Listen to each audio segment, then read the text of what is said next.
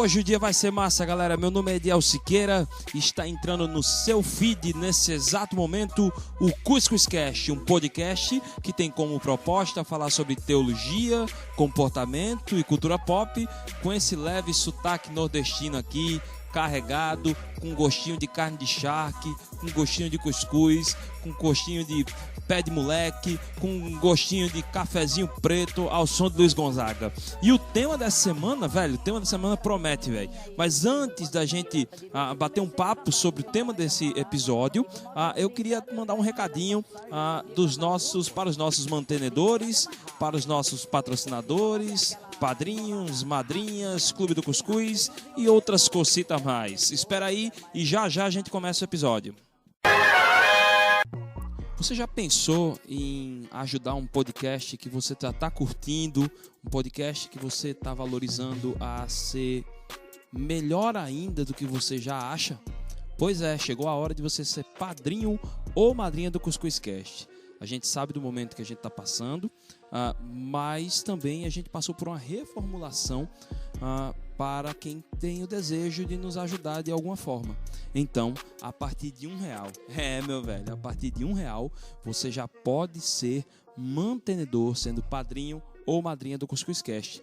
E ainda pode ser, dependendo do valor que você contribuir, pode vir a participar de um clube seleto chamado Clube do Cuscuz. É o clube que é uma espécie de curadoria, com espaço de desconto, com espaço de discussões, com um bate-papo, sei lá, um bocado de coisa numa só. Eu acho que é até bom você entrar e fazer parte para você mesmo tirar suas próprias conclusões. Então não deixa de participar não. Você pode, volto a dizer, a partir de R$1, podendo fazer essa contribuição via cartão de crédito ou via boleto, e aí no caso de boleto, somente a partir de R$5 por causa das taxas, e fazer parte aí talvez do nosso Clube do Cuscuz. Então não deixa não. Vem, fala com a gente, quer saber como?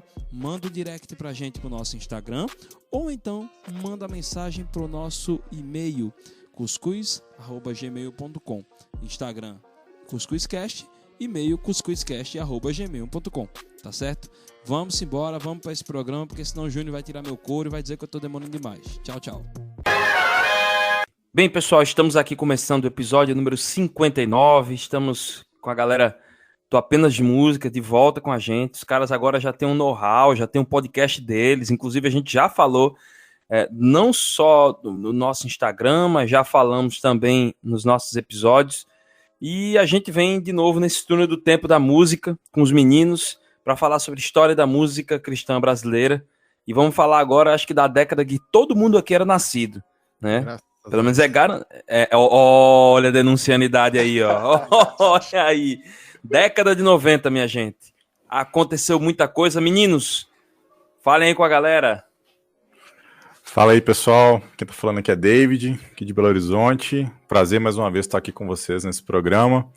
Vamos dando sequência aí, né? A nossa luta aí de tentar percorrer desde a década de 40 a história, um pouquinho da história, né, da música cristã brasileira. Hoje a gente, como você falou aí, né, Joe, a gente vai falar de uma época muito intensa pra gente, porque a gente estava ali já consumindo música, né, naquele período ali tão importante para a música brasileira. Muito bom. E também já queria, como você falou aí, né, Diel, você fazer o nosso jabá aqui, você comentou que a gente já tá mexendo aí, você já tem divulgado a gente aí lá no canal de vocês. A gente quer também agradecer o convite que você fez pra gente há uns meses atrás, porque graças ao seu convite que a gente voltou, né, para a plataforma de podcast. A gente agora está fazendo nossos podcasts também focados exclusivamente em música cristã. Então, se não fosse você, provavelmente a gente não teria voltado, cara. Então, muito obrigado aí pela força, pelo convite, tudo. Massa, mano. De certa forma, nós somos um fruto aí do Cuscuzcast. Muito bom, cara. Coisa boa. Olha aí, galera. Coisa boa. Valeu mesmo. Obrigado, gente. E a gente continua torcendo e orando por vocês e usando a playlist de vocês pra caramba, velho. Festa de amiga minha essa semana, a gente tava rolando a playlist de vocês. Algumas vezes lá na igreja eu coloco a playlist de vocês. Então, velho, vocês têm nos inspirado, velho. Muito bom. Deixar o pessoal se apresentar. E hoje a gente tá com uma carinha nova aí também. Vai se apresentar daqui a pouco pra vocês aí. Fala galera, quem tá falando aqui é Alisson, de Recife. Prazer enorme estar aqui falando novamente sobre música cristã, essa trajetória incrível, né, de muito aprendizado, não só musical, mas também da própria história da igreja. E vamos falar dos anos 90, né, que apesar de ter no mínimo 30 anos, né, mas está muito presente nos nossos dias. Fala galera, aqui é o Guilherme. Estamos aí de novo aí para mais uma gravação de podcast e eu estou muito feliz porque os anos 90 é o ano que a gente já estava vivo, igual o Ediel falou, e consumindo. Então, tudo que vai ser falado aqui foi, graças a Deus, eu pude ver, ouvir. Tudo bem que eu era um adolescente quebrado, sem dinheiro, né, nos anos 90, mas deu para ver muita coisa, acompanhar a mudança da música, foi muito legal. Então, espero poder ajudar aí. E tamo junto. Fala pessoal, aqui é o Danilo aqui de Londrina, aqui no Paraná. Como foi falado, essa é a minha primeira vez aqui no podcast. É uma experiência muito bem legal, né? Estar aqui podendo falar de algo que eu gosto bastante. E o que eu posso trazer aqui hoje, que eu acho que vai ser uma experiência legal, é que eu tive bastante contato com o rock e também com aquelas músicas mais pro lado pentecostal, nesses anos 90. Eu era criança ainda, mas eu ainda lembro de que em casa tinha bastante disco e essas coisas assim. Então acho que vai ser uma experiência muito boa para a gente poder falar sobre isso, dessa época tão rica aqui pra gente. Muito bem-vindo, Danilo, a primeira vez aqui. Agora a gente tem mais um cara do Paraná, né? Porque o Paraná, cara, Paraná, e principalmente Londrina, faz muito parte da gente aqui da equipe do Cuscuz Cast, porque o pastor da igreja da gente é de Londrina, entendeu? A igreja da gente é filha de uma igreja de Londrina, então, a igreja que a gente faz parte. Então, pô, velho, prazerzaço aí ter você, seja muito bem-vindo e sinta-se em casa aqui no Cuscuz Cast.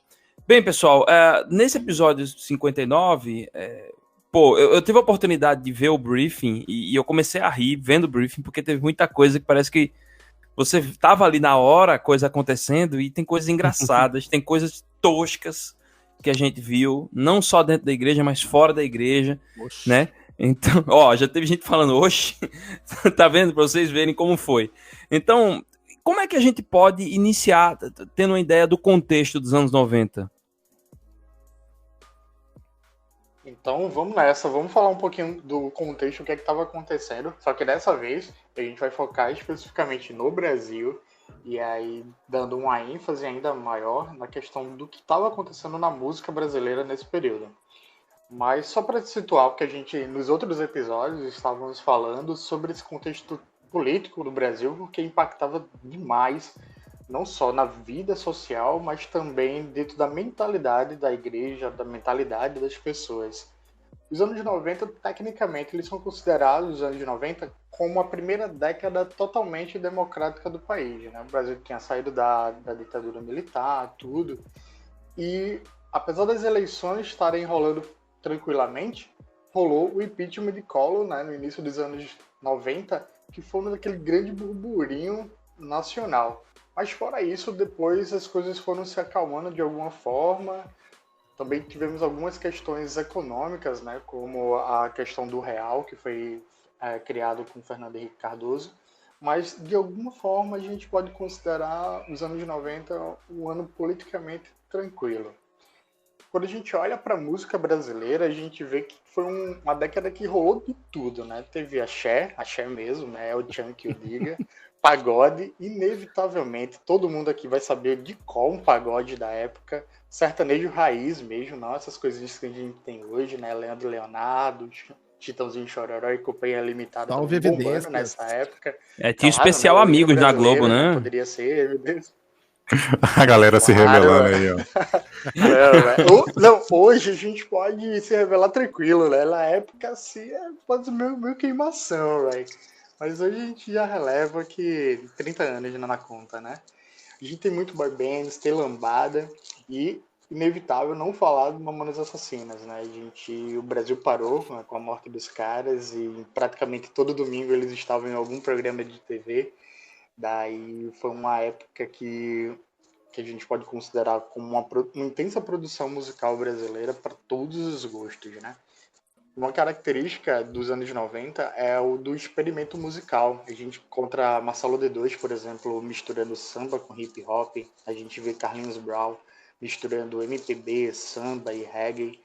Também temos aqui o orgulho pernambucano, recifense, né, do Chico Sainz, né, todo o movimento Mangue Beat, misturando rock com música eletrônica, com todos os ritmos regionais, e sendo praticamente podemos dizer, né? Eu acho que tu deve concordar com isso. A última grande expressão musical nacional, vamos assim dizer. Sem dúvida. O movimento Mangue Beat, né, lá do Chico, saudoso Chico. E a gente pode lembrar que a MTV estreou em outubro de 90. E a MTV, para quem é dos anos 2000, vai lembrar isso com uma ênfase ainda maior. Mas desde dessa década de 90 já foi mudando a forma de consumir música, né? Porque agora a gente tá falando de clipe, a gente tem toda uma dinâmica diferenciada de produzir, de veicular, de consumir música.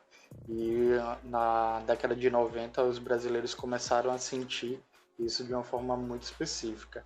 Quando a gente fala também dos anos 90, a gente tá falando do hype de hoje, né? Então praticamente esse revival dos anos 90 é a realidade do que a gente está produzindo de música, de moda, de estética, né?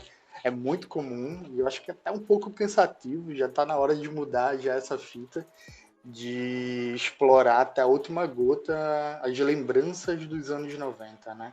A gente consome isso, vê na apenas de música praticamente toda semana tem alguma produção que traz uma lembrança desse período. E aí eu queria saber de vocês, o que é que vocês acham desse hype dos anos 90 hoje? Já saturou? Ainda dá para render muito caldo? O que é que vocês acham? Cara, saturou, acho que já saturou, mas vai render mais ainda. Não tenho certeza disso. Vai render e pra mim cria um sentimento de que eu tô velho pra caramba, velho. Cara, pra mim não satura, porque eu tenho um sentimento que eu sou velho. Porque eu vivo os anos 80 até hoje, o que dirá dos anos 90, entendeu? Cara, mas E tem uma coisa também, porque nos anos 90 eu era adolescente, então assim, não era tudo que eu podia ouvir nos anos 90. Tinha coisa que minha mãe não deixava eu escutar. Aí eu só podia ouvir mais tarde, né? Aí então os anos 90 ficou ecoando na minha vida durante muitos anos ainda. Sim, e você falou da MTV, ó, Alisson.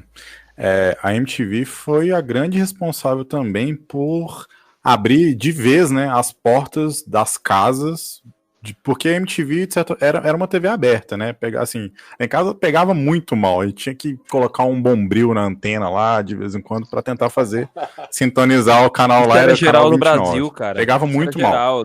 Mas em Recife também. Acho que o sinal deles era bem ruim, né, cara, assim. Mas foi a MTV que abriu mesmo de vez a entrada da influência gringa, assim, não que antes não tivesse, na década de 80, enfim, 70 a gente tinha muito, mas com a MTV, né, assim, o negócio estava dentro de casa, então você via lá os videoclipes, você falou das boy bands, né, isso, a gente começou a receber isso o tempo todo, né, o rock mesmo também, né, o grunge, aquilo que já estava bombando há muito tempo lá nos Estados Unidos, a gente começa a receber isso aqui dentro do Brasil de uma forma como nunca tinha sido antes, né? Então, isso vai refletir imediatamente nas produções que vão começar a ser feitas ali alguns anos depois ali da entrada desse canal tão amplo aqui dentro do país. Esse espaço que foi aberto por eles, a gente pode ver que teve até bandas que eram gospel e que também estavam lá, né? Eu até lembro de quando eu era mais novo, eu via clipes do POD ou do Oficina G3, e assim, mesmo que tenha sido ali um pouco após os anos 90, ainda assim acabou sendo aquele canal para que várias bandas que eram gospel, mas que tinham aquela pegada um pouco mais pop, desse para eles poderem ter um espaço também para até mesmo atrair fãs que não eram crentes, né? Sim, verdade. O Jars of Clay também apareceu. Eu lembro que também a gente teve uma tentativa ali, a MK fez uma tentativa de um programa de clipe todo domingo, né?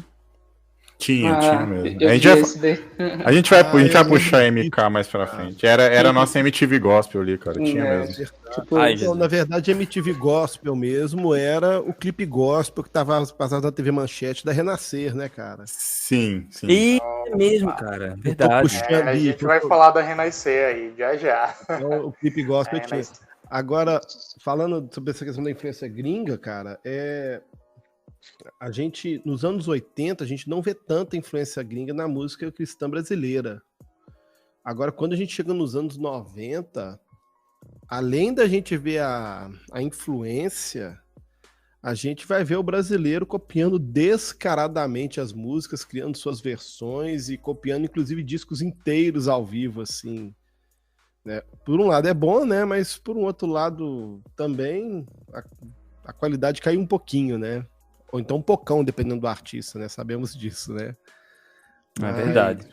Foi uma coisa importante. É uma coisa importante que a gente acabou globalizando um pouco a nossa música, né? A maneira como a gente ouve, a maneira que a gente faz a música. Mas perdemos um pouco da qualidade, né? A partir daí a gente começou a perder um pouco do nosso foco, né? E hoje nós estamos bem americanizados, né? Nos dias atuais. Mas aí já Eu acho que é os bem anos 2000, australianizado, né? viu, cara? Não é nem americanizado, é australianizado. Pra não citar nomes, né? É, pois é. Beleza. Não, mas eu Não, e acho arrisco dizer, sem muito medo, de que a MTV, né, tanto nessa virada, né, de 90 para os anos de 2000, ela é responsável pela formação musical da juventude brasileira, né, vamos assim dizer. Porque as pessoas elas vão consumindo muito do gringo, até porque eu acho que não tinha tanta veiculação de produções nacionais na MTV, se fosse comparar assim, entre o que é nacional e o que é gringo, né? Uhum. Mas até por limitações de produção e etc. Mas isso é muito, muito significativo no sentido de que o que a gente gosta, aquilo que a gente consome, veio dali, né? É inegável a gente não falar de que eu não passava tempo diante da TV vendo lá quais eram os top 10 dos clipes, etc. Eu ver o que as pessoas estavam consumindo e repetidamente, né? Porque hoje a gente tem uma pluralidade de músicas, é só colocar no YouTube, Spotify, que a gente tem uma infinidade. Mas não, era meio que blocado e acabava formando, né? Você vai por leva, né? Essa aqui, tal música vai durar 3, 4 meses, daqui a pouco vem outra rodada de músicas e artistas. É Então verdade. isso vai, de alguma forma, criando, formatando o consumo, né? Como a gente consome a música. Isso. E ainda sobre MTV, aqui a gente poderia ficar horas falando sobre MTV, né? Mas a impressão que eu tenho, pelo menos que eu tinha na época, porque hoje eu olho para trás com outros olhos, né? E vejo de uma forma um pouco diferente. Mas é que a MTV, a proposta dela, eles pagavam de meio que contracultura, né? Eles tipo assim, eles estavam tentando atrair para si uma galerinha mais revolts, né? Os jovenzinhos mais descolados e enfim. Hoje a gente olha para trás e a gente vê que, na verdade, fazia parte, né, do processo. Mas eu lembro, assim, que tinham alguns programas na MTV muito irreverentes, né? Ela era um espaço para muita irreverência na TV brasileira. É coisa que você não via, né, no domingo, igual a gente comentou do Mamonas, né? Você não via no domingo à tarde na televisão, você não via o que você via na MTV, né? Então eu acho que a MTV também contribuiu muito para ter essa abertura para essa linguagem um pouco mais descolada. Assim, acho que muitas bandas só existiram por causa da MTV, né? Elas foram as pessoas foram tão influenciadas que na verdade elas surgiram, né, produtos ali que vieram daquele processo ali também. Enfim, eu acho que a MTV ela tem um papel absurdo, né, na forma como a gente consumiu cultura e na verdade como a gente consome até hoje, porque tem os filhotes ainda, né, dessa geração da MTV até hoje, hein? Não, sem dúvida. Quem nunca teve banda que não queria o seu clipe no disc? Exatamente. Né? Ou no, sei lá, se você é do rap, você ia lá pro Iô, né? Se você era do rock, era do Uauá, os nomes dos programas, né? Que eu me lembro, assim, até no piores clipes do mundo tu queria aparecer. Mas queria aparecer, né? Então rolava isso, né? Mas aí, nas igrejas, isso aí também pegou com força? Então, quando a gente vai olhar para a igreja evangélica brasileira na década de 90, a gente tem um movimento bem interessante. Porque o que acontece? Estamos falando de uma etapa de urbanização forte, né? Só que essa urbanização ela acaba criando os processos de periferias. Dentro da década de 90, houve a migração da parcela pobre da sociedade para as periferias. Quando a gente olha para a periferia, a igreja evangélica vê naquele espaço de periferia a grande oportunidade de disseminar a sua crença, que era um local onde a igreja católica e o Estado não estavam tão presentes assim. Só para vocês terem ideia, segundo o IBGE, só nos anos 90, a população evangélica no Brasil cresceu 70%. Isso é um Nossa. dado assim absurdo, o crescimento. Isso se deu por causa do processo de evangelização de igrejas como a Assembleia de Deus, a Batista e a Universal. Dentro desse segmento que é considerado mais pentecostal, foi o grande apelo de fazer com que cada crente ele estava autorizado pela sua igreja, pelos seus pastores, a evangelizar, a propagar o evangelho. Não era mais somente o pastor. Então, essa disseminação, e ainda mais dentro de um contexto de pobreza da periferia, foi o grande fermento para o crescimento dos evangélicos dentro dessa década de 90. Daí surge a ideia da cultura gospel, que muitos autores eles falam que a década de 90 foi o surgimento dessa cultura gospel, mas não é relacionada especificamente com a música. A música é somente uma expressão dessa cultura gospel, dessa cultura evangélica no Brasil. É um novo modo de ser dos evangélicos brasileiros. Mas em que sentido eles falam isso? Mas não necessariamente um novo modo de ser referente aos valores, que a igreja continua com suas próprias características, né? De não ter esse caráter ecumênico, de ter essa divisão, por exemplo, entre o santo e o profano, de ter características de, por exemplo, de não se envolver com a sociedade de uma forma tão assídua, porque tem essa noção de que somos separados, a ideia de não ser tão fã da intelectualidade, porque a intelectualidade é a razão, distancia a pessoa da fé. Não necessariamente essa cultura gospel tem relação com os valores, mas ao formato como eles propagam a fé. Existem novas formas de culto, novas expressões visuais, né? Por exemplo, as gravadoras, que a gente vai falar um pouquinho mais à frente, é um grande canal da propagação do evangelho. É a TV, rádio, gravadoras, são essas novas expressões de culto, são os festivais, são, como a gente olha para a Universal e tudo aquilo que, enfim, não é um capítulo à parte, mas já está ganhando essa nova característica, vamos assim dizer, novos formatos, quando a gente está comparando ao modelo católico. Isso é bem importante a gente estar pontuando, porque dentro da missa católica ele tem um padrão bem definido. Já na igreja evangélica, não. Cada igreja ela vai tendo sua autonomia, suas novas expressões de culto. E isso vai ganhando força, principalmente quando a gente está falando de uma camada periférica, que é o que está em ascensão no Brasil nesse período. Com isso, a música que vai sendo denominada gospel, né, que hoje a gente conhece tão bem como gospel, ela passou por um processo de institucionalização. Porque antes, até em programas anteriores, a gente vê que a música produzida, lá quando a gente estava falando de VPC, a galera toda, era meio que um movimento para-eclesiástico. Eram pessoas que estavam tentando levar o evangelho através da música fora dos templos, né? Fora daquilo que era convencional. Só que agora o gospel é institucionalizado e sacralizado dentro das gravadoras. As gravadoras elas começam a ser diretamente relacionadas a denominações evangélicas. Por exemplo, a Gospel Records é da Igreja Renascer de Cristo dos anos 90. A Line Records é da Universal de 91. A Graça Music é da Internacional da Graça de Deus de 99. Daí a gente pode ver que está muito relacionado. Antes, quando a gente falava daquela variedade musical, do MPB e etc., era porque a galera estava bebendo de outras fontes, fazendo um rolê totalmente específico e não necessariamente tinha um fio condutor de uma gravadora.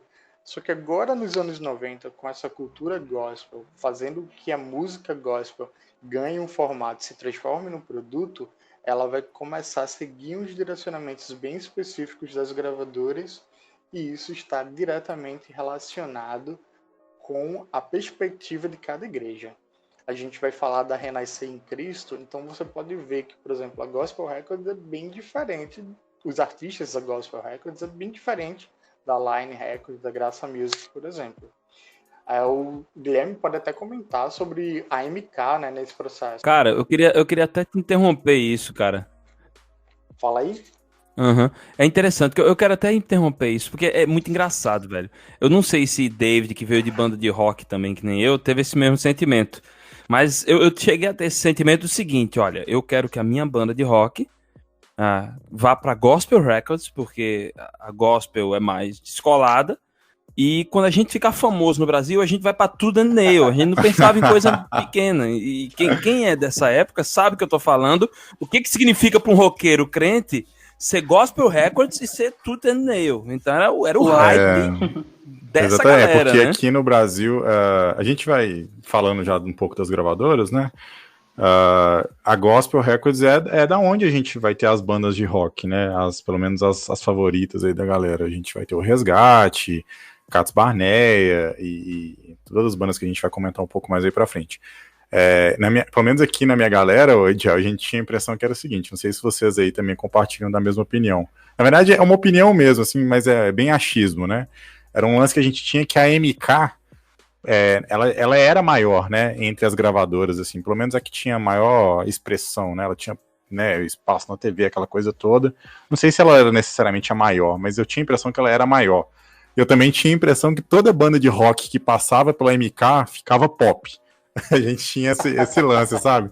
De que a MK estragava as bandas. Eu também tinha isso, cara. Era.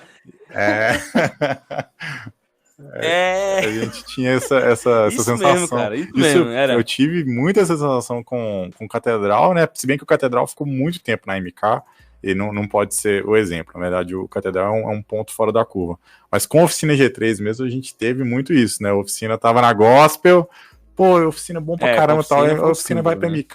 E eu lembro até hoje, cara, quando o Fruto foi pra MK, nossa, me deu uma tristeza. Eu falei assim, meu Deus, vão acabar com mais uma banda e tal. Mas era uma coisa de adolescente mesmo, da época.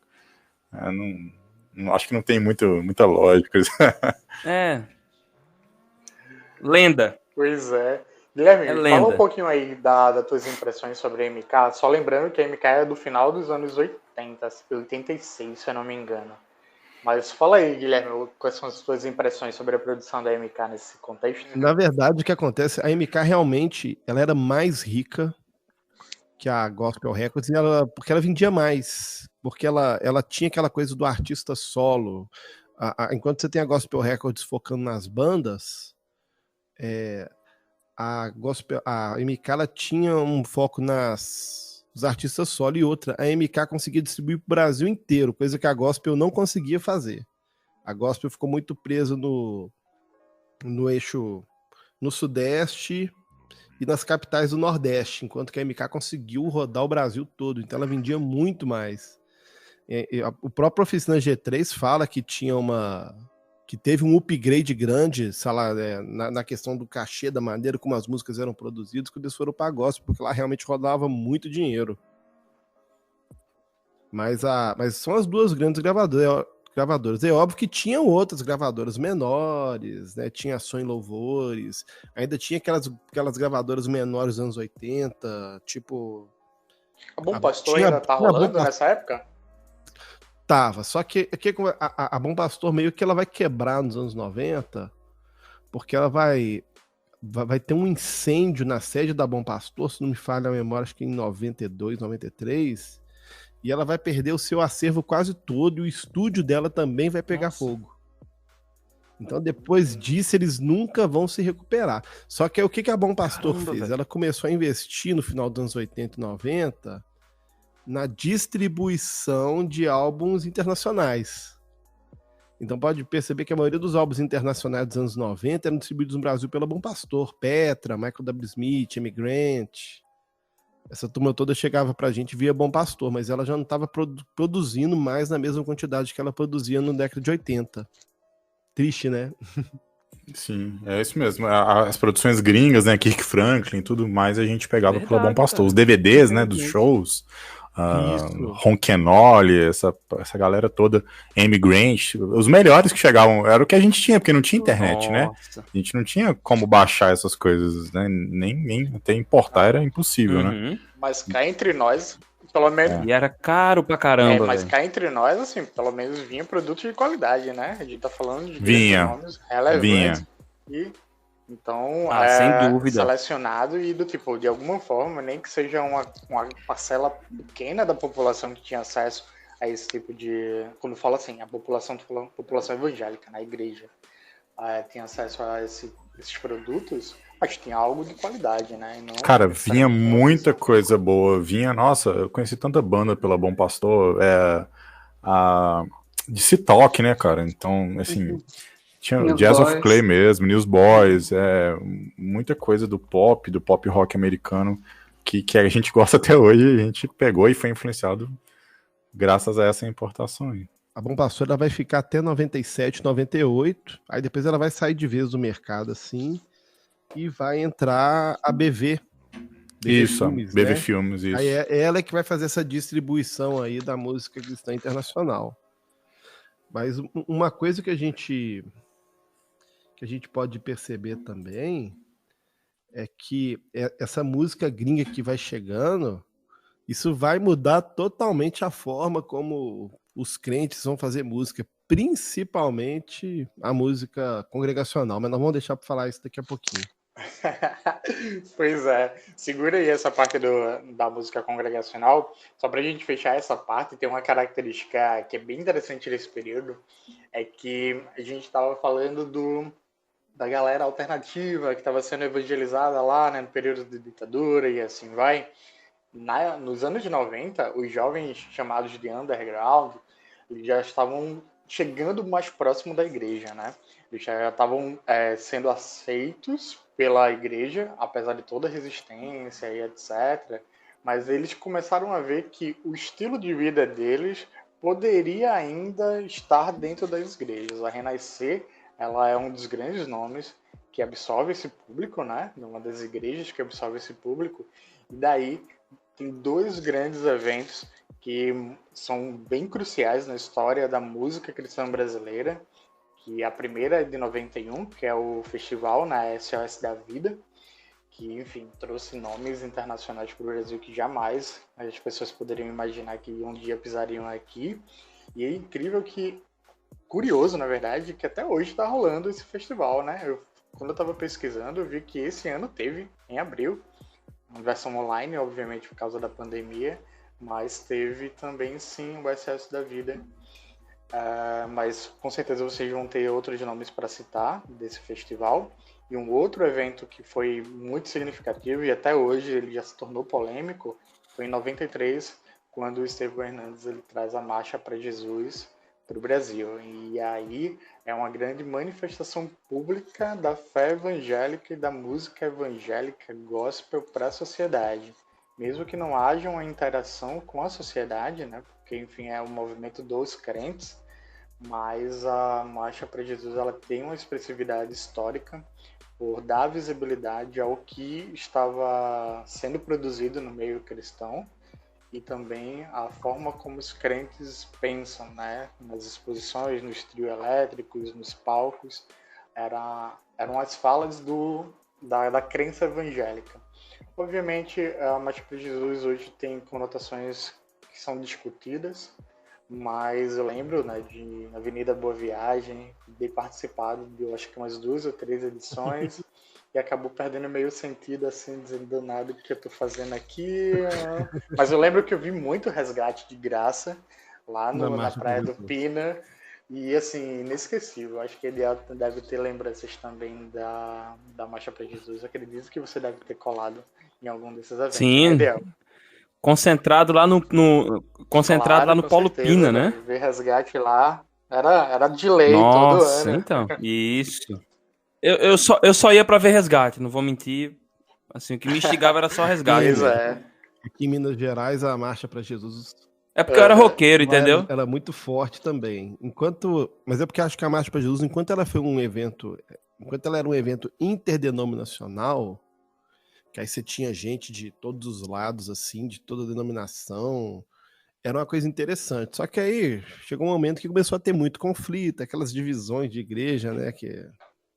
Cara, a impressão que eu tenho também é que... Aí cada igreja começou a fazer sua marcha para Jesus. Isso, cada igreja começou a fazer a sua. Inclusive aqui, eu sou da igreja quadrangular e a gente tinha a nossa marcha, que era o Sermão da Montanha, né, lá na Praça do Papa, Guilherme.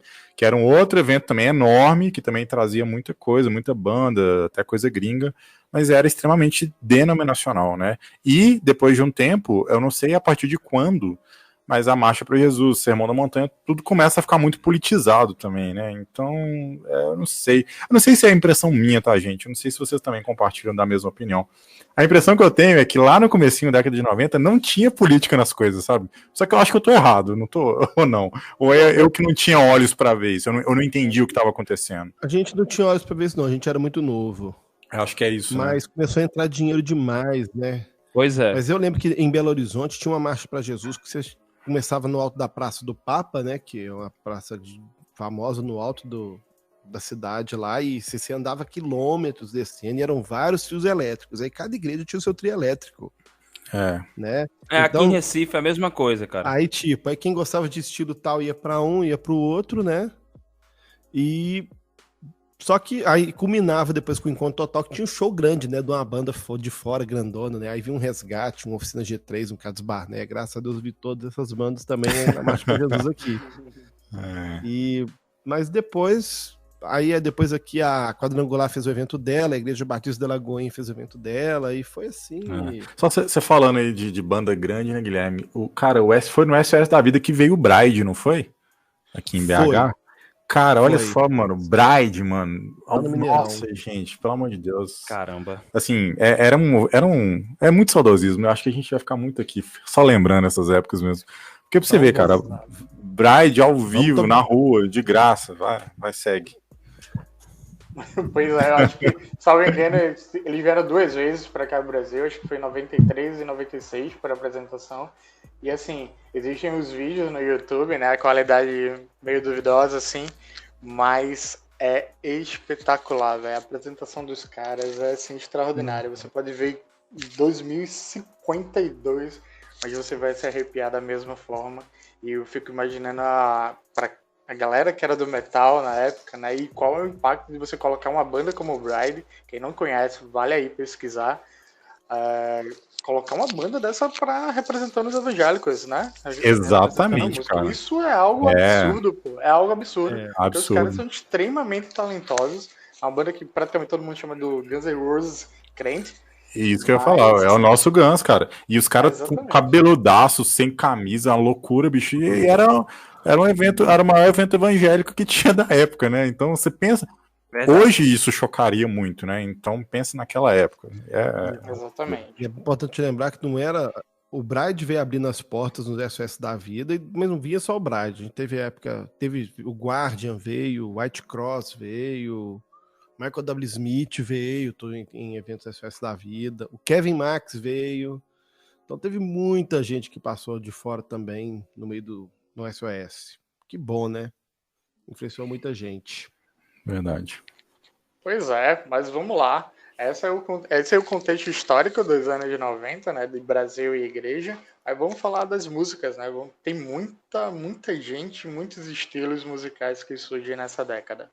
Eu só quero lembrar de uma coisa aqui, que eu até anotei aqui, na parte quando começa esse movimento gospel do Brasil, principalmente em São Paulo, na Renascer em Cristo tinha um cara muito rico lá, que era o Abud, que ele era o dono que foi o dono da Gospel Records depois. E nesse período eles começaram a fazer shows em lugares...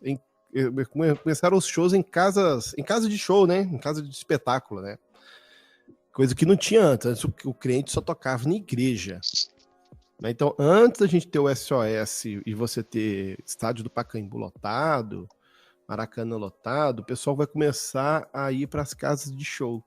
E tinha uma casa de show muito famosa lá em São Paulo, que era a Dama Choque, que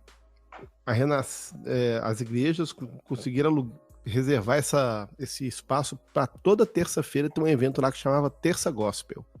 Aí você imagina, uma casa de show, nós estamos falando, isso é 89, 90, né? Uma casa de show com iluminação, palco e tudo mais, e as bandas cristãs da época se apresentando nessa casa. Você imagina, cara, a cabeça do jovem cristão daquela época, bicho, eu posso ir numa casa de show, velho, porque o evento é de crente. Imagine só. Então, assim, a partir da Terça Gospel no Dama Choque, começaram a vir as bandas, foram surgindo as bandas, e depois disso que começou aí os grandes eventos aí, como o SOS da vida, tá bom? Agora, é importante a gente lembrar, a nossa fala dos anos 80, a maioria das bandas que estava tocando nos anos 80, elas continuam. A gente só não vai poder citar todas aqui, né, por uma questão óbvia de tempo. Mas eu vou destacar aqui algumas bandas que, ao meu ver, elas continuaram muito fortes nos anos 80, principalmente os artistas solos. E vamos começar na MPB então, David? Né? Acho que na MPB, acho que é uma unanimidade na MPB, que o grande nome que a gente vai ter na MPB cristã nos anos 90 é o João Alexandre Silveira, né? E a década de 90 pro João Alexandre foi a década mais produtiva dele, porque ele gravou 6 álbuns. E o interessante é que o João Alexandre ele começou com a Gospel Records gravando simplesmente João, acho que em 91 esse disco, não falha a memória. Só que aí ele vai gravar esse disco, é um disco excelente, que tem Pra Cima Brasil, tem Olhos no Espelho, Essência de Deus, né, que deve ser aí só musicão. O grande clássico dos casamentos. É a música, né, mais tocada de todos. É o Amazing Grace dos casamentos. Isso aí. Não, eu fui num show recente do João Alexandre, acho que ano passado, ele tava falando, gente, se cada pessoa que tocou Essência de Deus no casamento me desse R$10, eu tava milionário. Só que o João é muito revolucionário, né? O que o João vai fazer? Ele tenta com a Gospel Records, ele briga com a Gospel Records por questões de royalties, né? Ele vai para uma outra gravadora, que é a Luz para o Caminho, grava o disco Todos São Iguais, ele briga com essa gravadora também, né? Que era uma gravadora menor da Igreja Presbiteriana, e ele, por fim, ele vira e fala assim, quer saber? A partir de agora eu não mexo com gravadora mais, e eu vou ter o meu selo. E aí ele começa todos os álbuns dele a partir do disco Voz e Violão, ele grava independente. Então o João Alexandre é o primeiro, assim, artista independente gospel, assim, sozinho, né, fazendo tudo. Então ele grava, ele produz, ele grava, ele distribui, mas no caso de Vencedores era uma empresa e o Logos também, né, mas o João não fazia tudo sozinho. Então ele produziu o disco, ele gravava, produzia o disco, mandava para Manaus, voltava o CD e ele mesmo vendia os CDs. Foi uma coisa assim espetacular e é o que a gente vê hoje, né? A gente vê hoje você tem muito mais artistas independentes. E o João Alexandre foi o cara que abriu essa porta. E eu vou... A música que eu dei de sugestão dele aqui é do disco Voz Violão, que para mim é um dos melhores... Acho que é o melhor disco que ele gravou nessa década foi o Voz Violão. E coloquei aqui a música Louco, que eu acho que é um blues assim fantástico. E o que o João Alexandre faz no violão nesse disco... Acho que ninguém nunca tinha visto um crente fazer. É isso mesmo, cara. Essa música é assustadora. Eu lembro até hoje da primeira vez que eu escutei essa música. Foi a sensação de assim, tipo, que loucura que é essa que esse cara tá fazendo aqui. É uma música incrível, eu acho que vale muito a pena colocar aí pro pessoal. Pra quem não conhece, assim, é um absurdo. Crente que não conhece João Alexandre, cara, porque ele é espetacular. Eu acho que tem dois tipos de pessoa em relação... Eu acho que tem dois tipos em relação ao João Alexandre, que é o seguinte. Um é o cara que não conhece... Um é o cara que conhece o João Alexandre, e o outro que não sabia que essa música era do João Alexandre. Entendeu? Aí ele não conhece, aí quando a gente canta um pedaço, ele... Eita, é do João Alexandre e tal. Eu acho que o João Alexandre, ele é um cara sensacional. Ele é uma referência para um bocado de gente. Eu tiro o meu chapéu... assim, pra ele sempre, pra o que ele produziu e pra o que ele ainda vem produzindo, sabe? É legal que o João, a gente já tinha falado dele, né, no outro programa da década de 80. Ele vem de VPC também, enfim, é um grande nome. Grande João Alexandre. E vai continuar produzindo durante muitos anos, né? Agora ele já tá mais velhinho e tudo, mas produz menos, a gente sabe disso, mas acho que a contribuição, se fosse só a contribuição, se o João tivesse gravado só até 99, cara, ele já tava né, perpetuado da história já, porque são álbuns assim fantásticos que ele vai gravar. Que depois desse tem um acústico, que é um outro descasso e por aí vai. Eu vou citar mais alguns nomes aqui, né? Que tem o Jorge Camargo, que vai gravar 3 álbuns dos anos 90. O Jorge Camargo, que é o de Todas as Tribos, que é o Jorge Camargo dos Teus Altares, né? E essas músicas vão ser muito cantadas nas igrejas dos anos 90, mesmo sendo músicas gravadas nos anos 80, mas elas vão fazer muito sucesso. Acho que toda igreja cantou de Todas as Tribos, ou então cantou Nossa. que são... Culto de missões de Todas as Tribos. É muito cara de culto de missões de igreja presbiteriana, velho. Nossa. E o Jorge continuou produzindo Com Vencedores por Cristo. Vou deixar como destaque aqui, acho que o melhor disco que ele gravou nos anos 90 é um disco chamado Intimidade, já do final da década, que é um disco de 99, que é um disco assim fantástico em questão de produção, de acústica, de timbre de instrumentos, assim. O João foi extremamente feliz nessa gravação. Então, recomendo. Vou deixar a primeira música aqui, essas canções, para ser ouvida aí. E tem outra banda aqui, que é o Expresso Luz, que é uma banda de Goiânia, que eu acho que deve ser a banda de MPB favorita do David, assim, que eu sei que o David gosta muito de Expresso Luz. Não, no último programa ele rasgou elogios. Graças a mim. Graças ao Guilherme. Cara, é engraçado que o Expresso, ele tem ele me lembra muito o som que o pessoal do Boca Livre faz, né? Que é uma banda secular muito famosa. E pra mim, cara, é muito melhor até que eles, assim, porque eu conheci primeiro o Expresso, né? Eu, como menino nascido e criado na igreja, eu acabei conhecendo vamos dizer assim, os artistas evangélicos primeiro, né? Antes dos artistas que às vezes eles se inspiraram lá fora, né? Por exemplo, eu conheci primeiro o Third Day para depois conhecer Pearl Jam, né?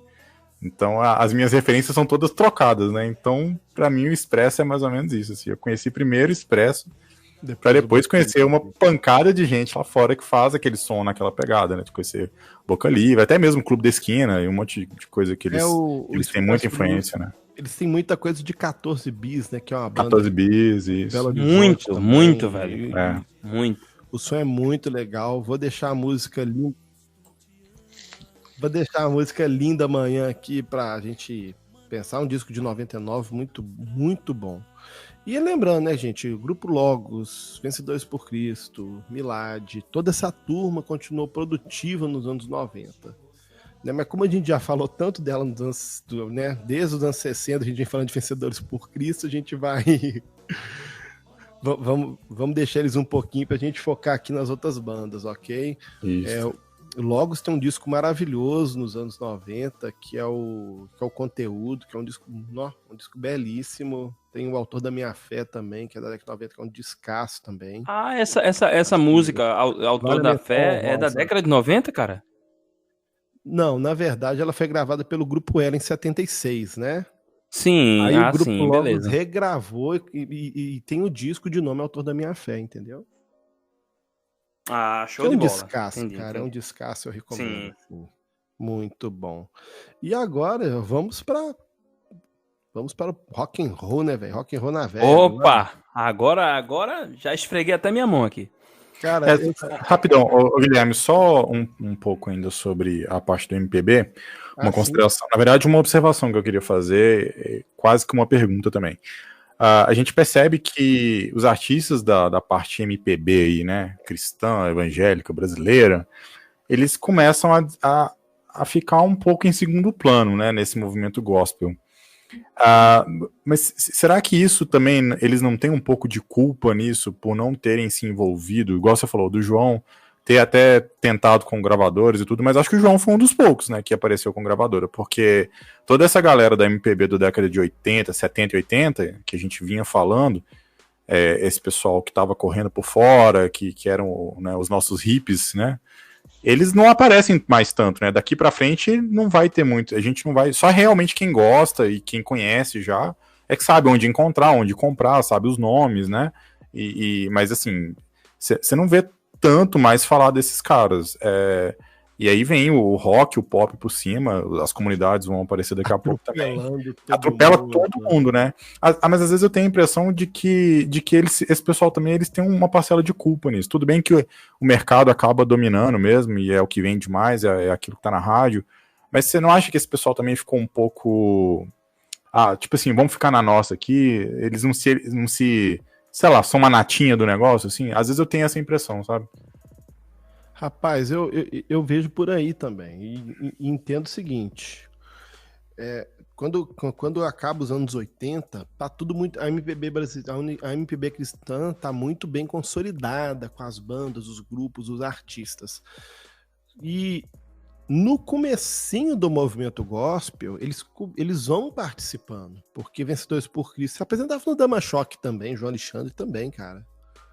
E só que com o passar do tempo, eles começaram a perceber que o movimento estava tomando um outro lado e eles não concordavam com aquilo. E pelo fato de não concordar, eles também se afastaram. Eu não concordo tanto de falar que eles foram excluídos, eles se afastaram. E o movimento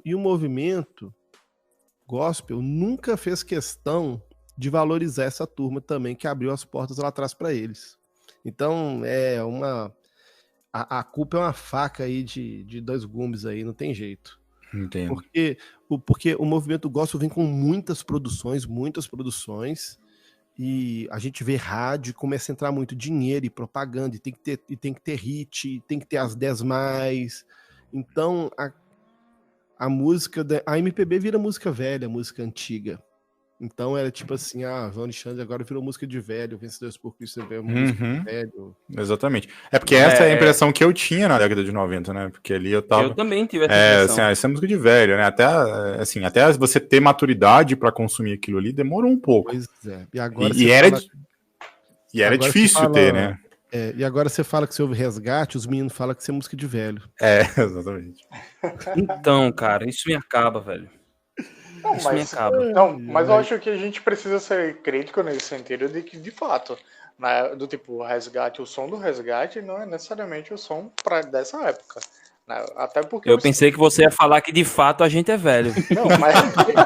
eu fiquei com essa impressão aqui, eu já tava esperando sabe? Daniel, no mínimo 30 anos, né? Na teoria aqui, pelo menos 30 anos todo mundo tem na conta. Então, a gente vê essa transição de gerações e perceber, até mesmo porque, por exemplo, diferente, obviamente, sempre vai ter essa questão, né? Resgate, time Oficina G3, né? Então a gente vê a evolução musical dos dois, evolução não no sentido positivo, né? Progressivo, algo benéfico, mas no desenvolvimento dos dois estilos. O Resgate não, velho. O Resgate é praticamente feijão com arroz, sempre foi. Aqui e ali eles trazem uma diferença, fazem uma coisa novidade. E o Oficina G3 não, ele traz essa constante mutação deles, né? Para bom, para ruim, não vamos mensurar. Mas eu acredito que o Resgate, de fato, não é um som para nossa geração. Para nossa geração não, para a geração atual. Para a gente para a nossa época, a gente se identifica até mais por uma relação afetiva, né, dessa trajetória, do que necessariamente pela música em si, que obviamente é de extrema qualidade, principalmente lírica, né? Aí só podemos lamentar pela atual geração, né? De fato. Exatamente. Fala aí. Gente, eu vou fazer a última citação aqui da minha banda, deve ser a minha preferida, que é o Grupo Rebanhão. Rebanhão vem para os anos 90 em tom de despedida, mas é uma banda que continua sendo assim, uma banda que quebra muitas barreiras, né? E no ano de, eu pus aqui 2000, cara, mas é 90, no ano de 1990, o Rebanhão vai lançar o CD Princípio, que aí eu posso falar CD, porque foi o primeiro álbum gospel lançado em CD no Brasil, é esse disco. Pra quem não sabe, Princípio é o disco que tem a música Palácios, né? Que talvez é o grande hit do Rebanhão dos anos 90, é Palácios, né? fez muito sucesso. E a partir daí a banda foi se fragmentando, né? Aí a banda lançou um outro disco depois, foi o Pé na Estrada, e depois os membros foram saindo. Mas Guilherme... Saiu... Sim, pode falar. Guilherme, a questão dessa fragmentação do Rebanhão se dá por quê? É por não ver a música mais dentro do circuito? É por um momento de vida dos caras? O que é que tu atribui, já que é uma banda, tipo, a referência no rock nacional evangélico, seu Rebanhão? Cara, são vários fatores. Primeiro, a gente tem a morte do Janiris. Mesmo o Janiris não estando na banda mais, ele ainda era muito presente. E a morte do Janiris gera um pouco de impacto nisso. E a gente percebe no Rebanhão, naquele momento, 3 mentes muito criativas, né? Que é o Carlinhos Félix, o Paulinho Marota e o Pedro Braconô. E cada um queria ter um espaço. Na verdade, o Paulinho, que é o baixista, ele estava trabalhando e não estava tendo muito mais tempo. E o Carlinhos Félix estava com o desejo de fazer seu projeto solo, né? Mas quando ele saiu do Rebanhão, ele morou nos Estados Unidos uma época, depois que ele voltou. Aí ele saiu, o primeiro saiu o Carlinhos Félix. Então, assim, são vários motivos. Então, assim, tem essa questão do desejo da carreira solo, e a banda foi mudando ali, uma briguinha ali. Acho que uma banda aí que já tinha já tinha, quando o Carlinhos Félix saiu, a banda tinha 15 anos de estrada, né? Então, não é qualquer banda que chega nisso, né? Verdade. Então, com o tempo, os caras foram saindo. Aí a gente vai ter 2 situações, né? A gente vai ter o Carlinhos Félix como um grande cantor solo dos anos 90, vai fazer muito sucesso.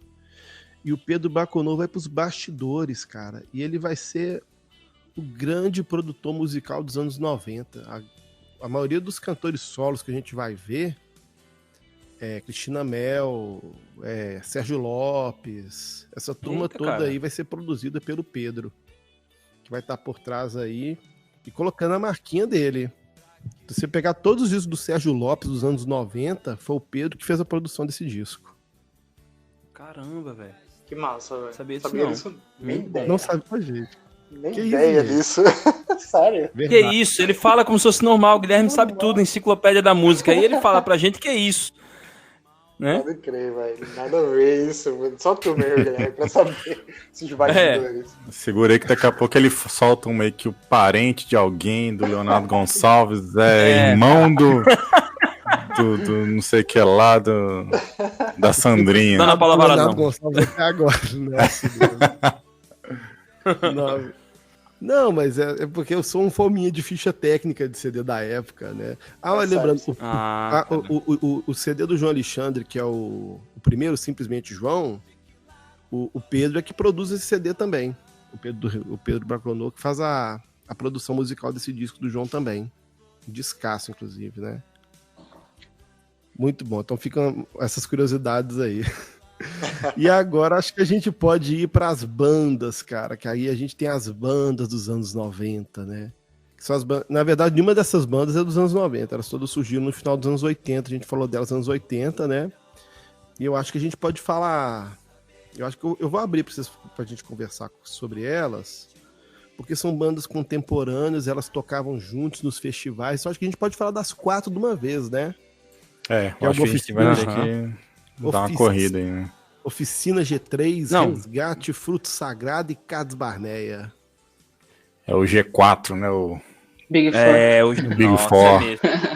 É o Big Four das bandas, velho. Eu colocaria o Catedral aí, eu diria que é um Big Five, né? Porque eu escutei muito Catedral, então pra mim, na verdade... Entra. Mas assim, eu sei que Catedral corre por fora e acho que seria os 4 mesmo. E até meio estranho, porque eles são a banda que foi mais longe, talvez, assim, né, em termos de pop. Tipo, eles têm vários e vários álbuns que eles têm aquela pegada assim. O cara que escuta eles, ele nem fala que são aquela banda cristã e tal, né?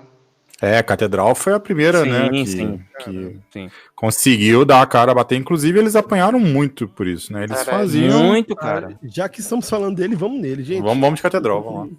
Vamos de Catedral logo, pronto. Catedral era a banda, simplesmente era a banda que tinha dinheiro, porque ela tinha uma grande gravadora por trás, que era a MK.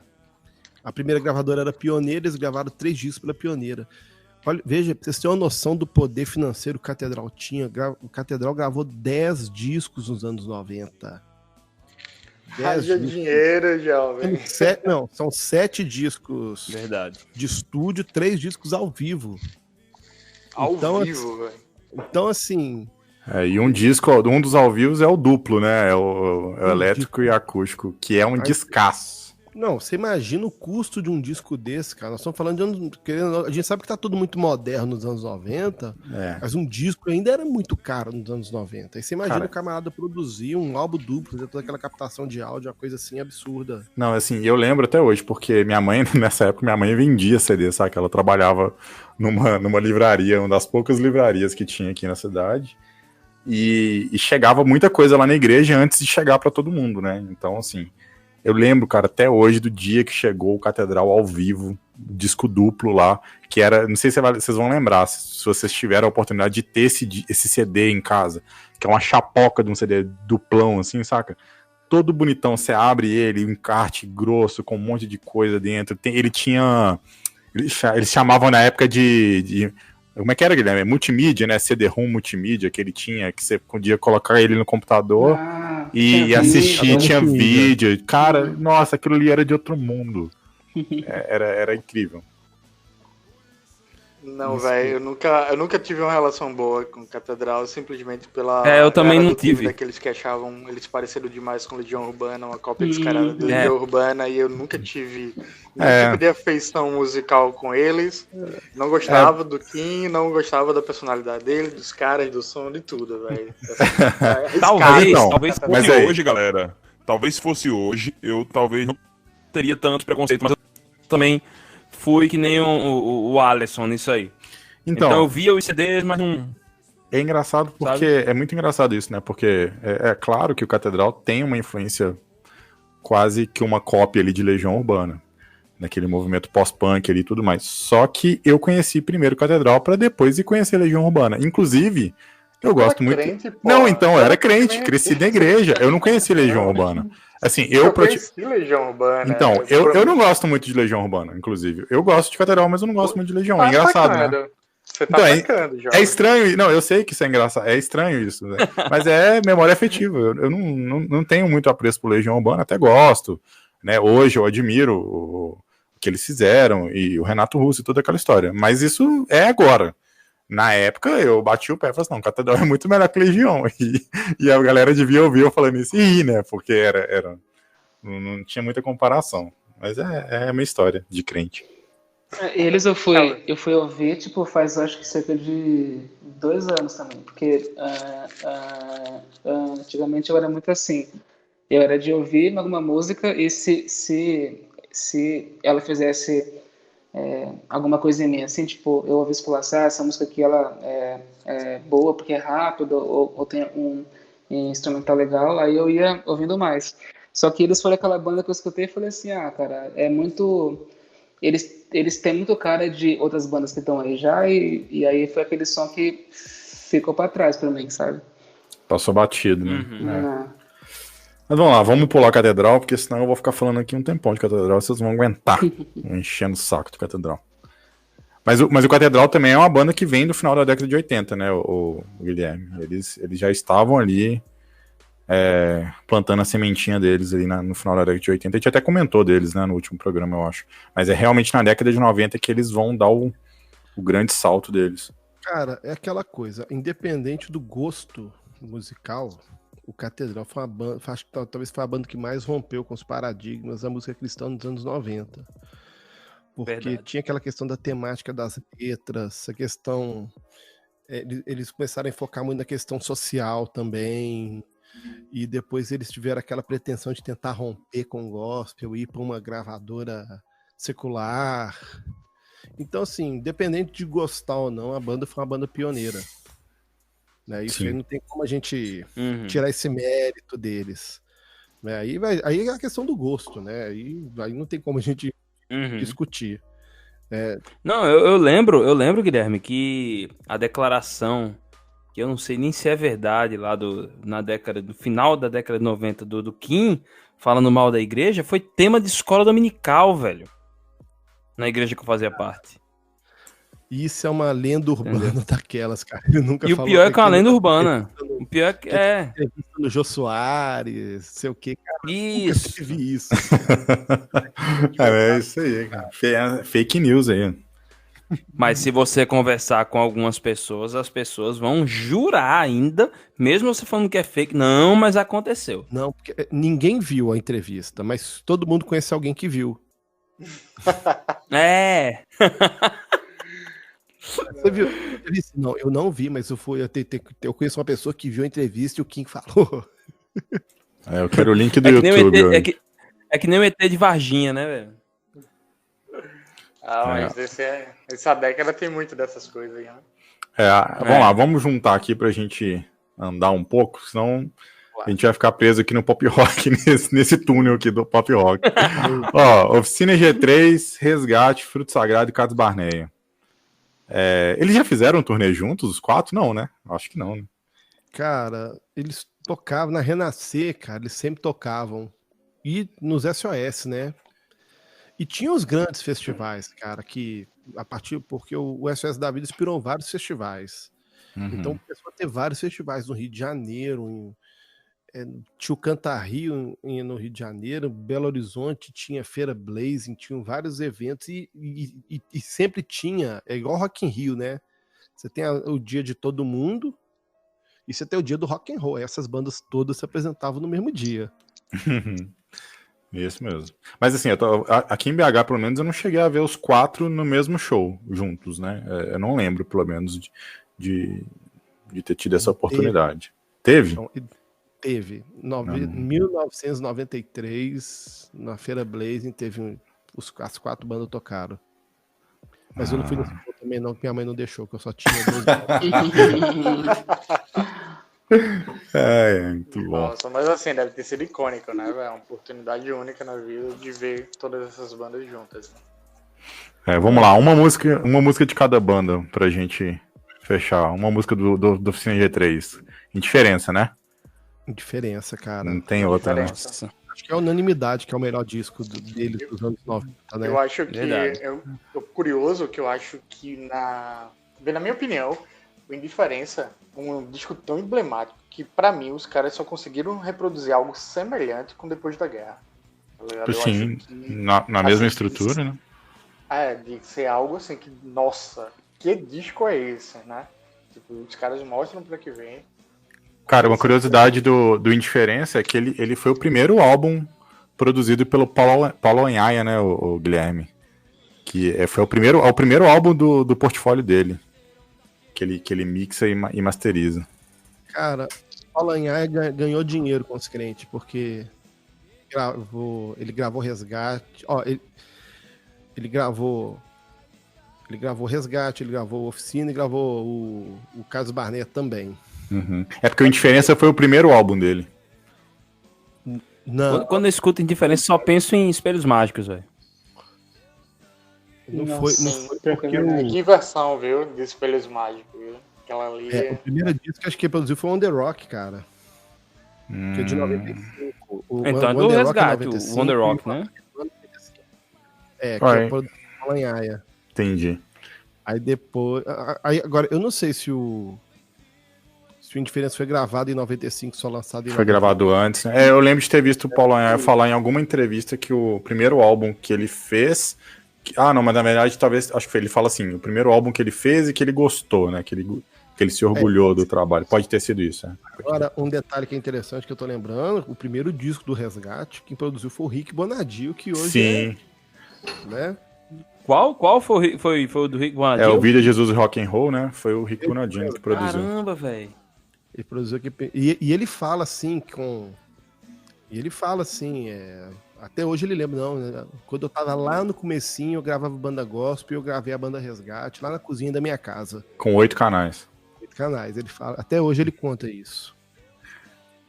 Muito legal. Agora, minha música, cara, eu até tinha colocado aqui até coloquei aqui o Espelhos Mágicos. Não foi Espelhos Mágicos? Coloquei? Eu nem lembro. Colocou. Mas, cara, eu acho que o que foi icônico nos shows de oficina que eu fui foi o Glória. Aqueles... Nossa, absurdo.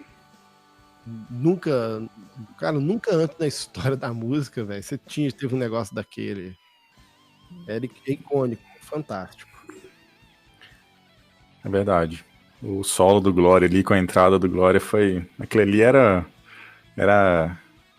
Assim, era o momento do show que todo mundo esperava, né, cara? Então, quando o Juninho puxava lá aquele grave que ele dava lá pra entrar na entradinha do Glória ali, a galera já surtava já. E quando puxava o Glória que entrava todo mundo cantando e pulando, sai de baixo, cara. Eu lembro, o único show da Oficina G3 que eu fui com o Manga nos vocais, que, cara, eu sei que era o solo, aí quando começa a tocar a música, você não entende mais nada. Você só pula. Uma pulação, uma brigaiada, rapaz. E os diáconos da igreja tentando separar o moche. Cara, loucura. É muito bom. Vamos lá, resgate, On The Rock. Qual que seria a música do On The Rock? Vamos lá. Só falta eu falar tudo, né? Não, na verdade a gente tá passando artista a artista aqui. A gente falou do Indiferença, agora vamos falar de On The Rock. Só pra gente não ficar muito preso em cada álbum. Cara, On The Rock, velho, pra mim acho que é o melhor CD deles, velho. Sabe? Eu não sei se é porque foi o primeiro que eu escutei quando eu era guri. Entendeu? Não, On The Rock pra mim é não só o melhor CD deles, mas pra mim é um dos melhores CDs de rock da música cristã brasileira de todos os tempos. Sim. Pra mim é o disco. Pra mim é o disco dos anos 90, pra mim é On The Rock. É um descasso. Cara, eu vou colocar, só pra sair, só pra não falar que é 10/6, eu vou colocar o Doutores da Lei aí, que é a música que abre o CD. Eu lembro quando eu comprei esse CD, você põe pra tocar, já vinha aquela música, aquele riff rasgando a sua cara. Assim. Que hard rock pesadíssimo, né, cara? Cara, e é engraçado que, assim, o Doutores da Lei, desde que eles lançaram, né, o On The Rock, depois eles começaram a lançar outros álbuns e tem toda a história, né, deles. Nunca mais eu vi eles tocando Doutores da Lei nos shows. E eu acho que eu fui em todos os shows que eu me lembro, assim, que tinha do Resgate em BH, eu fui. E eu ficava gritando igual um retardado lá atrás, toca Doutores da Lei, toca Doutores da Lei. E nunca tocavam, porque eles sempre tocavam as músicas os clássicos, 10/6 sempre tava lá e tudo, mas Doutores da Lei não rolava. E aí eles lançaram, nesse DVD de 25 anos deles, eles fizeram uma versão de Doutores da Lei. Só que ficou. E só porque eu não tava lá no show, cara. Foi a primeira vez que eles tocaram Doutores da Lei, depois de anos, desde 1995. Aí no show da gravação do DVD de 25 anos, eles fizeram a versão. Aí depois eu tive a oportunidade de ir num show, e aí quando eles tocaram lá, eu chorei, fiquei todo emocionado, porque que é uma música incrível. A letra de Doutores da Lei é atual demais. É muito boa mesmo. Muito boa. Pois é, eu acho que os caras dos Gatos, eles ditam assim, uma regra da composição, né, do rock evangélico. Acho que ele, ao lado do Fruto Sagrado, tem as maiores relevâncias assim, líricas desse período. Não desmerecendo a Oficina G3, mas eu acredito que eles vão misturando, né, sociedade, fé, cultura, o rock em si, né, as duas bandas elevam bastante essa questão do rock de uma forma muito primorosa. Até porque, se a gente for olhar as faixas do disco, praticamente a essência do Resgate já tá ali, né, nesse disco, né, de 95. Sim. Vamos ser francos, o Zé Bruno e o Marcão são grandes letristas.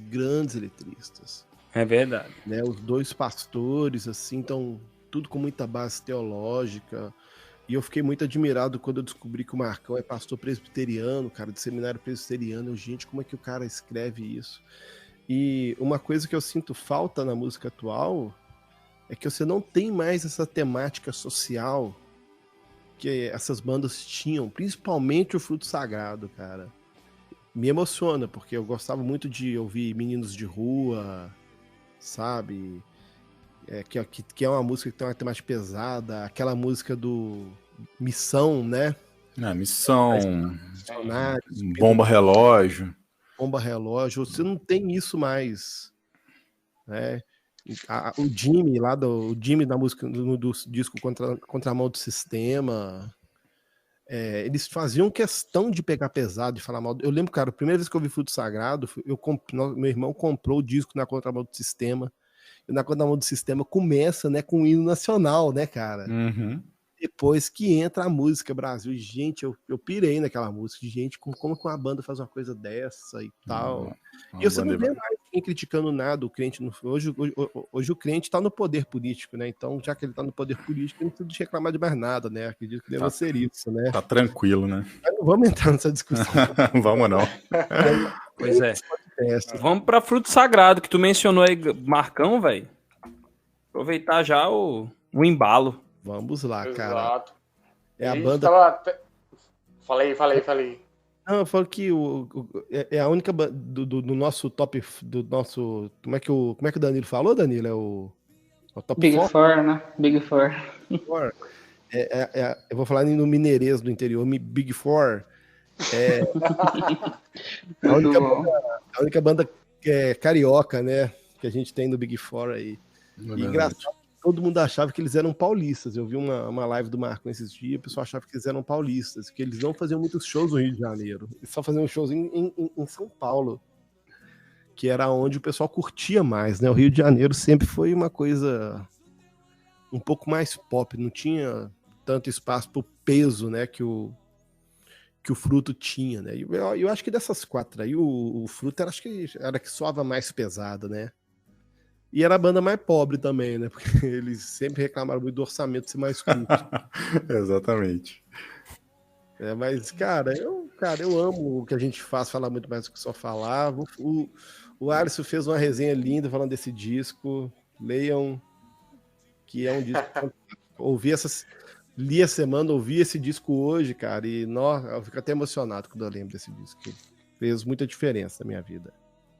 E vou destacar a música que Amor de Deus, que não é pesadona, né? É uma balada, mas toda banda de rock pesada que se preza tem a sua balada, né? E o Fruto tem o Amor de Deus, que é uma música linda, cara. Nossa. Guilherme, é interessante você falar do Fruto, ser uma banda pobre, né? Comparada às demais dessa época. É interessante que a capa desse disco, inclusive, foram os próprios caras que fizeram, tá ligado? Tipo, o Marcão, ele fez a montagem, junto com a arte foi o Blaine. Nunca consigo falar o nome desse cara de certo. Benlio. Vamos lá, de novo. É interessante ver que os caras falam vamos lá. Guilherme tá falando aí sobre os caras serem os mais pobres comparados aos demais. É interessante perceber que até a capa do disco foi a própria banda que fez. O Marcão, ele fez a montagem da capa, o Benlio fez a arte final, as fotos foram os próprios caras também que produziram. Então a gente vê como essa produção meio que independente e informal comparado com os demais. Obviamente a produção, a técnica, né, da gravação em si, talvez não seja do mesmo nível dos outros, mas a relevância do que eles estão gravando é absurda, né? Você vê uma banda como o Fruto Sagrado, quando a gente está falando de bomba relógio, né, falando diretamente sobre o vírus da AIDS, pior que o HIV é a desumanidade coexistindo como algo normal. Aos olhos do Pai, somos todos iguais. Ele não olha o vírus, ele olha o nosso coração. Você vê uma banda dessa, como foi comentado há pouco, ninguém mais fala isso hoje, né? Com essa conexão e com essa propriedade e ainda mais com essa autoridade, né? Que os caras, eles não têm um papo de línguas para a própria igreja, né? A discografia toda do Fruto Sagrado é com críticas ácidas, pesadas à própria igreja. Então você vê eles na década de 90 ali, Lobo Mal, né? Eles falando de falsos profetas ali dentro da igreja mesmo. Cara... Lobo Mal é uma música que eu também ouvi e fiquei, que isso, gente?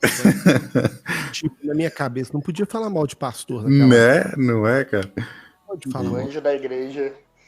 E tem uma característica interessante do disco que a gente fala muito mais do que só falar, é a introdução, né? O disco ele começa com a introdução de 6 minutos com 4 guitarras. Então a gente já entende que vai ser porrada o disco inteiro e assim vai. Nesse disco aí, o Benny Maldonado, que era o guitarrista da banda, ele tinha acho que 18 anos. E eles resolveram chamar para essa música todos os guitarristas que passaram pela banda. Não, vai tocar todo mundo aqui e boa. E foi fantástico, cara, é muito bonito. Eu tinha esse CD, deve ter sumido aí pela vida aí. Ah, esse eu tenho, viu? My Precious. Vamos lá, gente. Catos Barneia. Catos Barneia. Rapaz, é outro classicão, né, cara? Cara, o Catos Barneia, cara, é uma banda assim. Começou os anos 90 como a Blitz Gospel, né? Porque tinha aquela pegada assim, aquele disco de 90, que tem aquela pegada meio Blitz, assim. Você vê o Brother numa pegada um pouco Evandro Mesquita. Aqueles vocais femininos, né, cara, que você vai escutando quando você vai ouvir Fumaçarisca, era muito legal. Mas depois disso, mas é só aí, a partir do próximo disco, que é o Cristo Barrabás, cara, a banda começa a ficar pesada. Mas é uma pena que é uma banda que ela vai chegar em 95, né? Acho que ela chega no auge da sua carreira em 95, com o disco Armagedon, que é um descasso, produção do Paulo Anhaia.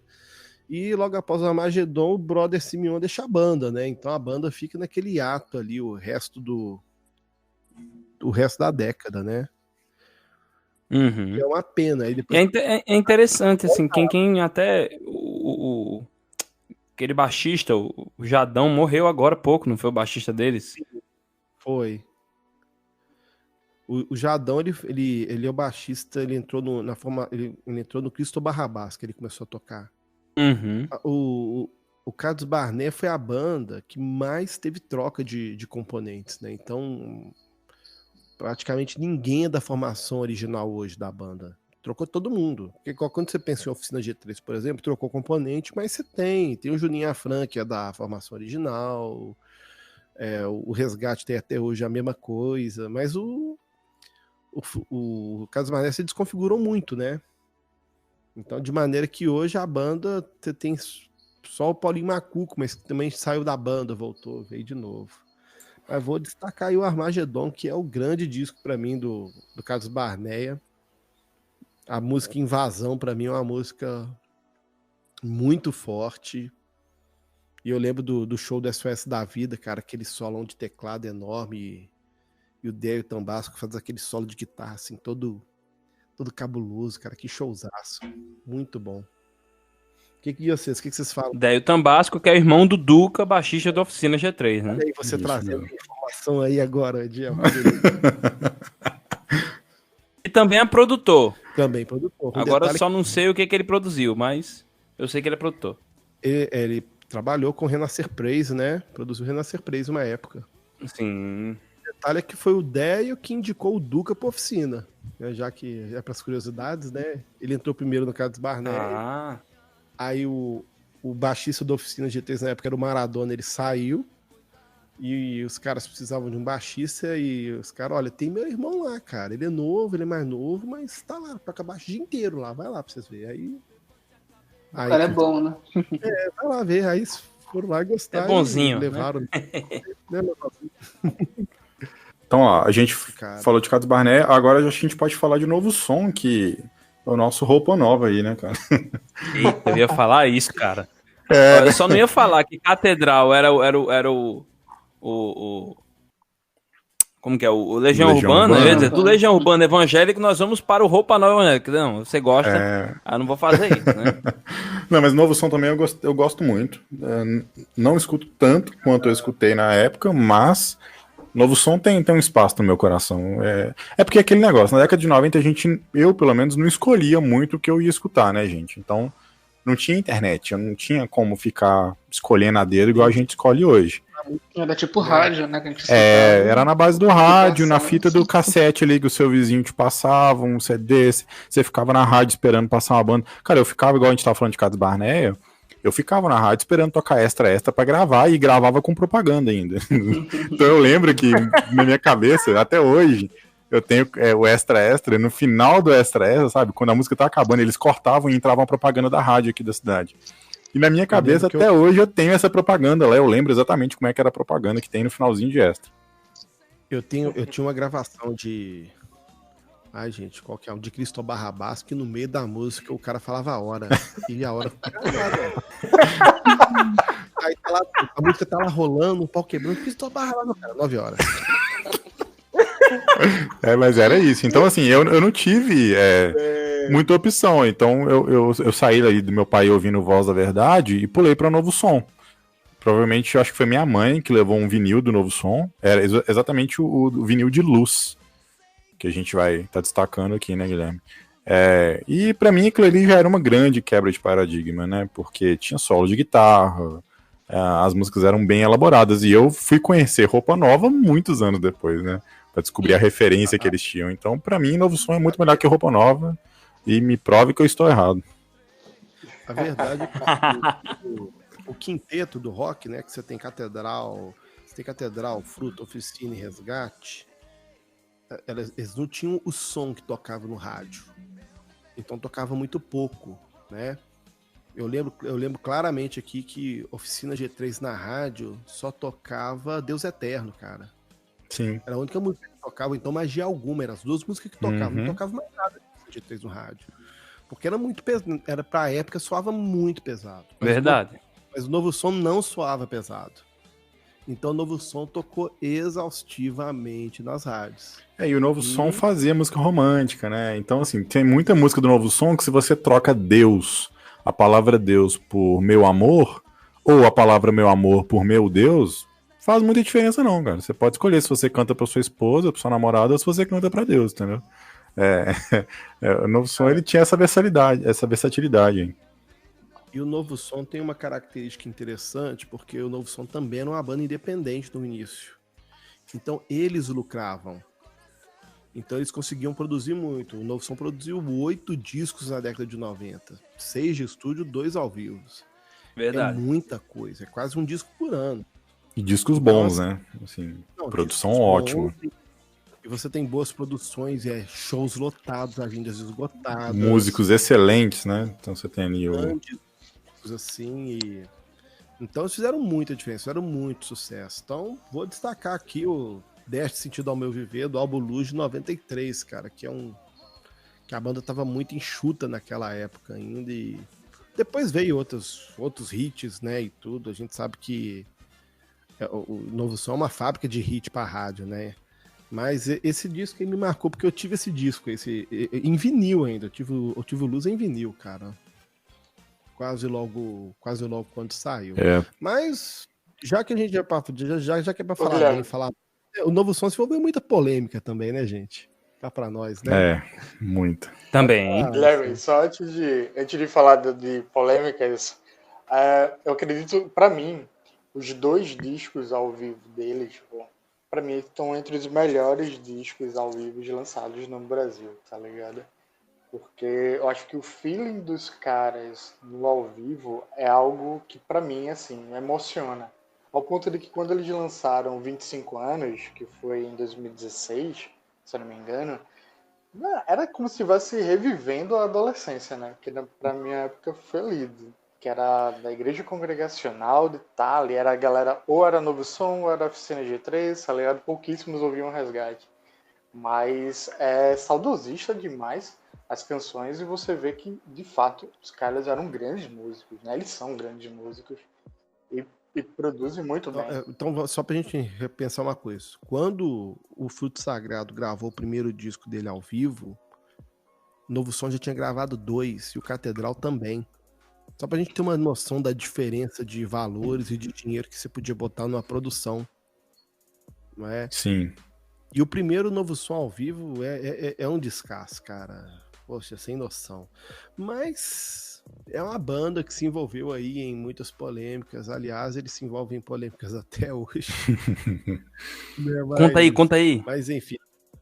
Não, cara, não, gente, vamos pegar as polêmicas antigas, né, cara? Você tinha aquelas polêmicas ali. Deixa eu ver se eu me lembro. que os caras tomavam cerveja, e que os caras cantavam, as fãs, usava brinco. Tinha esse boato de fã no camarim, cara. Eu nunca acreditei nisso. Não tem base um negócio desse. Mas acho que a grande treta foi a briga, né, cara? Que teve o Alex, o Mito e com o Lenilton, né? Aí eles acabaram tirando o Lenilton da banda, só que tinha um problema, né? O Lenilton era o coprodutor e o compositor. O maestro da banda, né? Era o compositor das músicas. E a briga foi tão feia que o Lenilton proibiu os caras de executarem as músicas dele. Só que as músicas do Lenilton é 90% do repertório do Novo Som. Como é que... Cara, foi uma briga muito feia, cara. Nossa. Mas, enfim. E até hoje eles não se bicam, né? Não se conversam, não conversam mais. E, enfim. Mas eles já podem tocar as músicas, né? Tá liberado, eu acho, né? Aí depois, eu acho que aí... Não ter dividido os royalties ali. Deve ter entrado alguma coisa de grana aí e liberou, né? Mas tinha muito... Acho que pelo fato da banda ter se tornado muito pop, né? Começou a criar muita lenda em volta da banda, né? Então, que os caras que leva fã pro camarim, que fala eu te amo, combina coisas, os caras bebem, os caras fumam, porque falava isso do Rebanhão também, falava isso da Banda Azul também. Uhum. Mas do Rebanhão você ouvia muito falar disso, e inclusive as conotações românticas da música aí que o David colocou, né, que os caras, não tá falando de Jesus nada, tá falando pra namorada. Ou senão assim, música pra ser criança, música pra ser cristã, tem que ter Jesus, Deus ou Espírito Santo. De preferência, né? Os três. E banda de rock tem que ter nome em inglês, hebraico ou grego. Velho. Rapaz, lembrei de uma banda de rock aqui que eu ia fazer uma menção honrosa, que é a banda Axa de Brasília, do Silvério Pérez, que fez um som bem legal, rock and roll, aí nos anos 90 também. Bom, então, saindo desse Big... A gente já saiu de um Big Four para um Big Five, agora é um Big Six, né?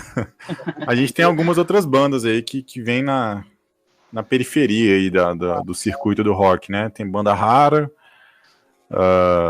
entre algumas outras, Complexo J, Virtude, que tinha tudo para ser uma grande banda, mas não foi. Virtude era bom, hein? Nossa. Era muito legal. Cara, eu vou falar pra você, o defeito do Virtude do Raiz é a questão de Brasília. Se você é de São Paulo, do Rio, não é do eixo, cara, não é do eixo, não aparece, infelizmente. Não apareceram. A gente conhecia porque a gente era fominha, né? A gente corria atrás das bandas, a gente comprava CD, a gente pegava CD emprestado, mas a galera mesmo não pegou. Virtude, cara. Eu acho que eu vi eles lá, eles passavam bastante na MK, né? Eles tinham aquele programa que passava a tarde de... Acho que era de domingo, e aí passava sempre, acho que 10 clipes, né? E aí lá sempre tinha um rock, e eles estavam lá sempre. Né? Virtude sempre aparecia, é verdade. O Band e Voz também não fica pra trás, né? Band e Voz era da MK, não era? Eu tô enganado. Band e Voz também... Cara, Band e Voz era uma farofa danada, né? Eles tinham... Eu não sei o que eles faziam de som exatamente até hoje, assim, mas... Eles misturavam um pouco de black, aí depois utilizava a coisa, né? Banda e Voz é a banda do Quero Que Valorize o Que Você Tem, né, cara? Que tocou o Brasil todo. Meu Deus. Banda e Voz. Mas é uma banda que tem seu espaço, então tem a menção honrosa. Estamos falando do Raiz, uma grande banda, tanto Raiz quanto Virtude. Semeando, outra banda carioca, muito boa. Complexo J. Uma banda excelente. Você tem o Kadosh, né? Que é uma dissidência aí do Atos 2, né, dos anos 80. E o Kadosh é legal, que o Kadosh vai revelar muita gente, né, cara? Aí tem o Silas, revela o DJ Alpiste, que sai do Kadosh. Muita gente boa também, né? Sim. Então, tem a sua contribuição muito interessante para os anos 90 aí também, o grupo Kadosh aí. Vocês querem comentar alguma coisa do Kadosh aí? Ou alguma banda, gente, porque eu não sei se às vezes eu esqueci alguma banda assim que vocês consideram que tem uma relevância. Não, Cara, acho que no década de pop 90. rock ali pra mim tá isso aí. Agora a gente avançaria pra música congregacional, né? Falar um pouco da música que tava rolando dentro da igreja e tudo. Mas eu acho que a gente pode encerrar por aqui, deixar eles Exatamente. editarem esse programa, porque vai dar um trabalhão pra editar esse monte de pau que deu aqui. Bem, pessoal, a gente tá terminando aqui a primeira parte das músicas da década de 90. A gente já quer deixar um spoiler para vocês. É o primeiro episódio do ano 2021, que a gente ia anunciar antes, mas já vamos anunciar agora. A gente vai estar voltando na primeira semana de fevereiro. Nós vamos abrir com a série História da Música Cristã Brasileira, década de 90, parte 2. E aí, velho, tem muito mais outras histórias, né? Eu quero agradecer já essa caminhada desse semestre com os caras do Apenas Música. A gente está torcendo para que o podcast deles continue melhorando ainda mais, porque já é muito massa. Se você não escutou, escute, coloque lá no seu feed, se inscreva, né? Os caras estão detonando, programa bom, com qualidade, muita música boa. Tem música que eu tô escutando depois deles, por exemplo, a Brooke Fraser, por exemplo, eu fui escutar ela solo agora, depois do episódio de vocês sobre ela.